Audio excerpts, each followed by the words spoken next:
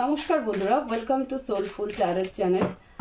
চলে এসেছি মে মাসের প্রেডিকশন নিয়ে। এবার আমরা দেখব সিংহ রাশির। ইতিমধ্যে মেষ, বৃষভ, মিথুন, কর্কট রাশির প্রেডিকশন হয়ে গেছে যে মে মাস তাদের কেমন যাবে। এবার দেখব আমরা সিংহ বা লিও।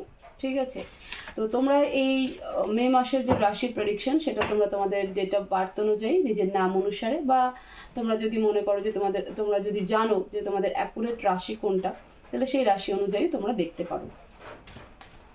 আমরা স্পেশালি দেখব হেলথ, ফাইন্যান্স এবং রিলেশনশিপ, সাথে দেখব যে মে মাসের চ্যালেঞ্জেস কি হতে চলেছে, তার সাথে ডিভাইন গাইডেন্সও নিব যে ডিভাইন কি বলতে চাইছে, কোন জায়গাটা আমাদেরকে স্ট্রিক্টলি দেখতে হবে সেটাও আমরা দেখব। তো প্রে করো, আমি কার্ড সাফল করছি। প্লিজ ডিভাইন আমাকে মেসেজ দাও সিংহ রাশি বা লিও রাশির ছেলে মেয়েদের জন্য, তাদের মে মাস কেমন যাবে। প্লিজ অ্যাঞ্জেল গাইড করো।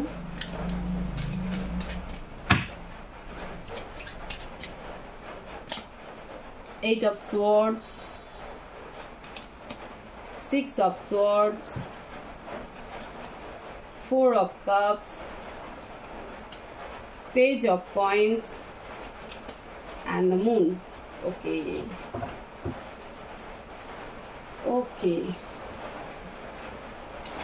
দেখো, ফাইন্যান্সিয়ালি বলি, ফাইন্যান্সিয়ালি তোমরা একটা লস কিন্তু পাবে, তো সেজন্য একটা তোমাদের মন খারাপ থাকবে অবশ্যই। টাকা পয়সা আমাদের লস হয়ে গেলে পরে বা কোথাও আটকে থাকলে পরে যদি সময় মতো আমরা না পাই, তো অবভিয়াসলি আমাদের মন খারাপ থাকে, আমরা প্রচণ্ড টেনশনে থাকি। কারণ তোমার কারেন্ট সিচুয়েশন যদি দেখি, তাহলে কারেন্ট সিচুয়েশনে অবশ্যই তোমার ফাইন্যান্সিয়াল ক্রাইসিস চলছে এবং সেটা মে মাসে আরেকটু ডেঞ্জার পজিশনে পৌঁছবে। হেলথে একটাই কথা বলবো যে খুব বেশি খারাপ তো বলবো না, তবে ওয়াটার রিলেটেড কিছু হতে পারে তোমাদের ডিহাইড্রেশনে প্রবলেম হলো। তো ডিহাইড্রেশন হলে পরে আমরা জানি যেহেতু এখন সিজনটা খুব খারাপ, ডায়রিয়ার দিকে যেতে পারে, এরকম একটা সিচুয়েশন হতে পারে। জলজনিত কোনো রোগের একটা সম্ভাবনা দেখা দিচ্ছে মে মাসে তোমাদের, এবং ইভেন হতে পারে যে তোমাদের বাড়িতে কোনো ছোট ছেলে মেয়ে যদি থাকে, বাচ্চা থাকে, তো তার ক্ষেত্রে এই ইস্যুটা কিন্তু হতে পারে। ঠিক আছে, তো ফাইন্যান্সিয়ালি যেটা আছে, ফাইন্যান্সিয়ালি সব থেকে বেশি একটা খারাপ সিচুয়েশনের দিকে যাচ্ছে। হয়তো এতদিন ক্রাইসিসের মধ্যে ছিল, মে মাসে সেটা আরেকটু বেশি ডেঞ্জার জোনে পৌঁছবে। একবার ক্লিয়ারিফাই করি এইটা সোর্স কার্ড এখানে কেন। প্লিজ ডিভাইন কি হতে চলেছে ফাইন্যান্সিয়ালি সিংহ রাশির মে মাসে। প্লিজ ডিভাইন মেসেজ দাও, প্লিজ ডিভাইন মেসেজ। কেন এখানে eight of swords. Financially loss তো হবে, বড় সড়ো একটা ক্রাইসিসের মধ্যে যাবে। ওকে, প্লিজ ডিভাইন কেন। Two of coins, strength, temperance.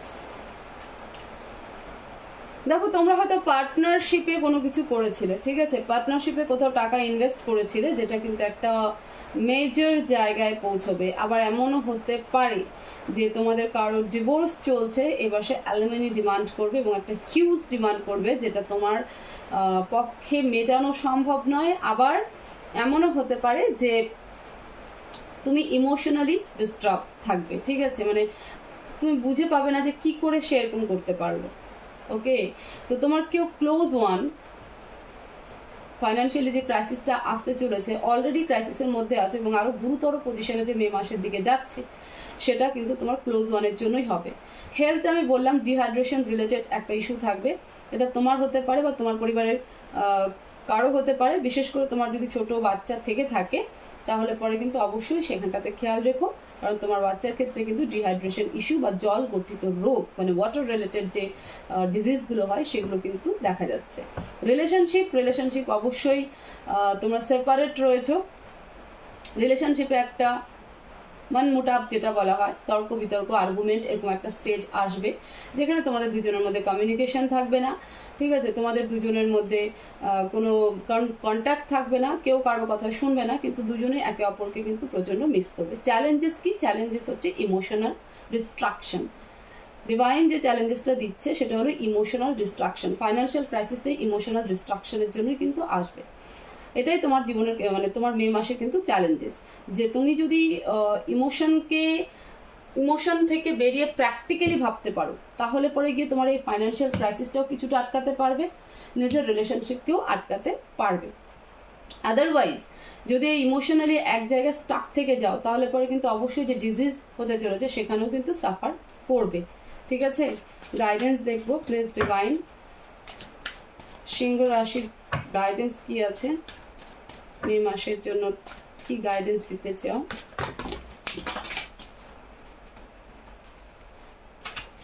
এক সেকেন্ড, কার্ড পড়ে গেছে।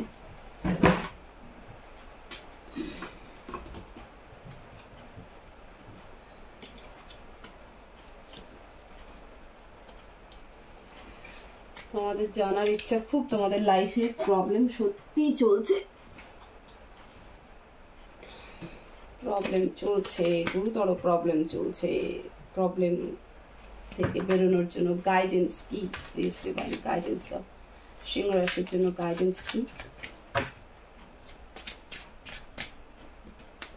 Justice, the devil. নেগেটিভিটি থেকে বেরিয়ে আসো, জাস্টিস তোমার সাথে হবে। যারাই তোমার সাথে অন্যায় করেছে বা অন্যায় করে যাচ্ছে তারা তাদের পানিশমেন্ট অবশ্যই হবে, বাট তুমি কোনো কিছু করতে যেও না, তুমি সেই নেগেটিভিটি থেকে বেরিয়ে এসো। ঠিক আছে, তুমি কোনো ডেভিল মাইন্ডসেটে থেকো না, স্ট্রিক হও, বি প্র্যাকটিক্যাল, বি পজিটিভ।